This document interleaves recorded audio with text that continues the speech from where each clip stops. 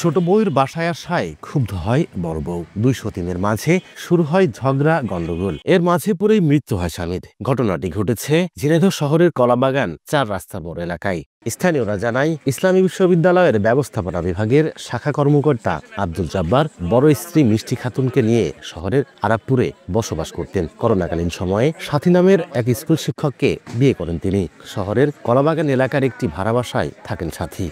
15 December রাতে ছোট বউয়ের বাসায় আসেন আব্দুল জব্বার। এতে ক্ষুব্ধ হয়ে পরের দিন 16 ডিসেম্বর সকালে ছোট বউয়ের বাসায় চলে আসেন বড় বউ। সকাল থেকে দুজনের মাঝে শুরু হয় ঝগড়া বিবাদ। প্রিয়তম দুই স্ত্রীর ঝগড়াঝাটির মাঝে পড়ে অসুস্থ হয়ে পড়েন স্বামী আব্দুল জব্বার। তাকে উদ্ধার করে সদর হাসপাতালে নিয়ে গেলে মৃত ঘোষণা করেন চিকিৎসক। আব্দুল জব্বারের মৃত্যু হলে দুই স্ত্রীকে আটক করে রাখেন এলাকাবাসী। পরে তাদের উদ্ধার করে থানায় নিয়ে যায় পুলিশ।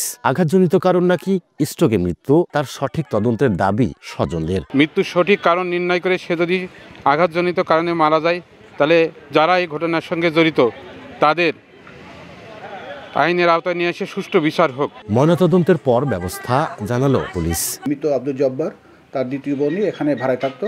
আজ হঠাৎ করে তার বড় বউ এখানে আসার পরে ওই দুই বউয়ের ভিতরে গ্যাঞ্জাম হয়। গ্যাঞ্জাম হওয়ার পরে একবার উত্তেজিত হয়ে সে আর কি মারা যায়, এই বলে আমরা নিশ্চিত হয়েছি।